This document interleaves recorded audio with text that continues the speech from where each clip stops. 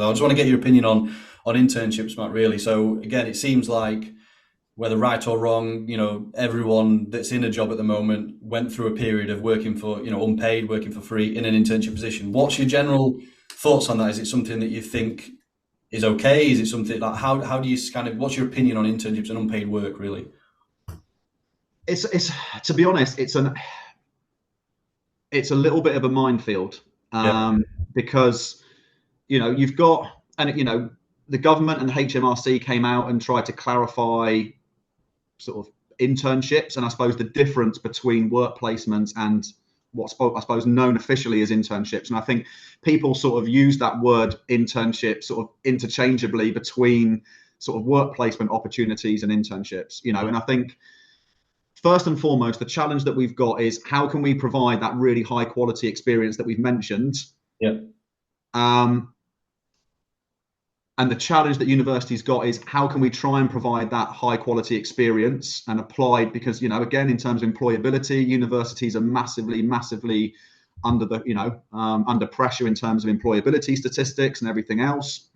And that will be even more so going forward with sort of government policy. But how do we do that on scale? You might have 30 students on a module, you might have 100 students on a module, you might have 50 students that do a year in industry. How do you cater to that volume? So I suppose to set a sort of prefix, the landscape has changed massively over the last, I'd say 10 years in particular, particularly during my time when I first started at Chichester in 2012. Back then, no one paid anything in terms of when they were on placement.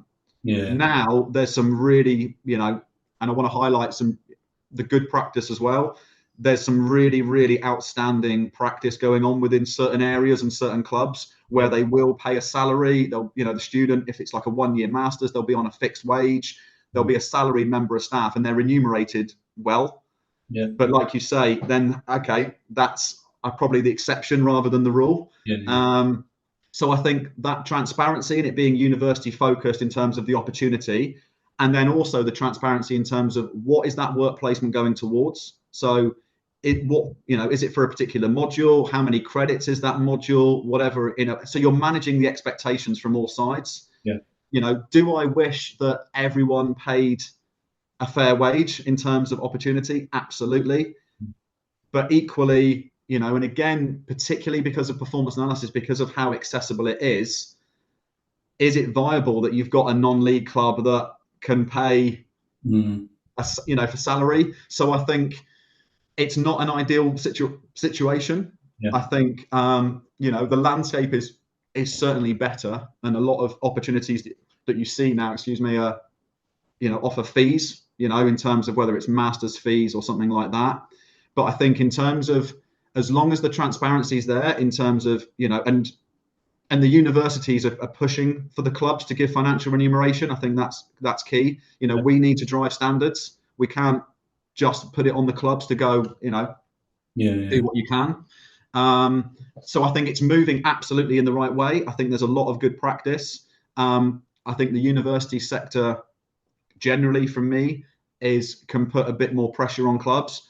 But the key challenge will always be, how can you provide applied opportunities? How can you provide them on scale? Yeah. But equally, that equity of access, equality of opportunity is a real challenge, because you don't want to have it that people are doing it just because they can afford to do it. Do you know what I mean? So it's really affecting sort of less privileged students. Yeah, I agree. I think because there's kind of a couple of different areas in that. So obviously, one you kind of mainly touched on there is kind of going into clubs while you are studying. So as part of a placement or that. But we've all seen the adverts of jobs that aren't linked to a uni, they aren't linked to a course. Yeah.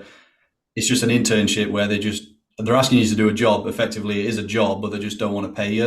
And I think that's the gripe with a lot of people in terms of, my opinion is, I think unpaid work in general is not terrible if it's done right. Like, I think in terms of, if there's a clear plan, if you are going in and you're not getting paid, then it should be a learning experience. If I go in as an intern, for me, I should be having the opportunity to learn from the analyst that's already in that position, and I use that as I can benefit from that.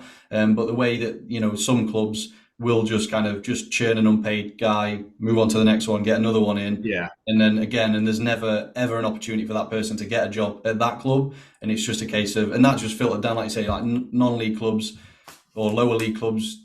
They're, I mean, if the Premier League clubs aren't paying some people, then why would a non-league club pay for them? You know what I No. mean? And I think that's And that's, and I think that I completely agree. And I think again, the sort of challenges, it's supply and demand, right? So mm, the supply of jobs is not high.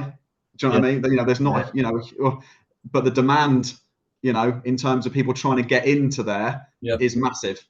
So, but equally, I completely get it. I completely understand, and I completely share your view. Is that if it's not linked to a course and there's not that transparency in terms of, you know, credits or what it's going towards or what have you, or how it's supporting that sort of education experience, if it's completely separate, then there needs to be a much sort of tightening in terms of sort of, don't want to use the word regulation, but how it's managed. yeah, yeah. Because like you say, it's not great.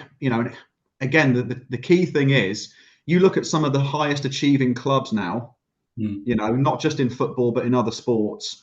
They've got a real clear purpose. They've got a real clear philosophy. They see medium and long term as well as short term. So that vision has changed. mm, Before, when I was at Trent and early in Chichester, if managers went, a lot of their backroom staff would go as well. yeah, yeah, Now, because of the critical mass of staff, and actually teams now have got their sort of game model, their team identity, whatever you want to call it. They've got their vision of how everyone needs to work, the values that everyone buys into. That continuity of staff is really important. So mm, actually, what you mentioned around just that constant turnover of people every year, it's completely counterproductive, because by the time you train them up, yeah, it might take 6 months to fully train them up and get that person settled. And then mm, you've probably only got 4 months or 3, 4 months of the season left, and then they're out.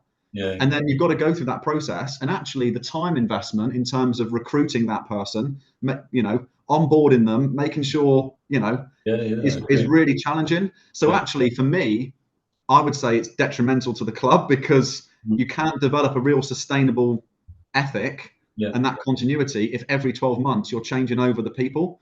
The mm, other thing I think is really important to mention, and we talked about like the accessibility of PA, if finance is a barrier, what's the remote work opportunities? yeah, Because again, when we talked about like the growth of analysis, like it's massive in this country, but actually globally, analysis now, mm, and again, it's not just in North America, it's not just, it's all over Europe, South America, Australasia, everywhere, just the development of it. So don't cast your net really narrow where you're just thinking locally or regionally. Again, through LinkedIn, or we're in such a connected world now. Can you do remote work where you don't have to travel? Yes, you're doing the work, mm, but actually there's no travel costs, there's no things. And even again, from an educational point of view, don't think that you have to do face-to-face stuff. You can do remote work, you can do virtual meetings. Again, you're not getting, you're not in there, mm. but actually if you want to get some insight, if you want to develop your portfolio in terms of work produced, explore remote opportunities as well. I don't know if you'd agree with that. No, I do agree. Spoke to a few people about that. I think that's kind of, it does seem like that's a growing trend, like the kind of freelancer kind of, going out, and if you've got the skills of, let's say you're really good at doing X and Y, you can consult with various different clubs, and you can do, Yeah. you can do that, and you can earn a living very well doing that. So I think, yeah, some younger students probably are a bit unaware of that, where the only opportunity they think exists is working as an analyst in a club, whereas that's definitely not Mm. the case. There's so many different ways you can take it.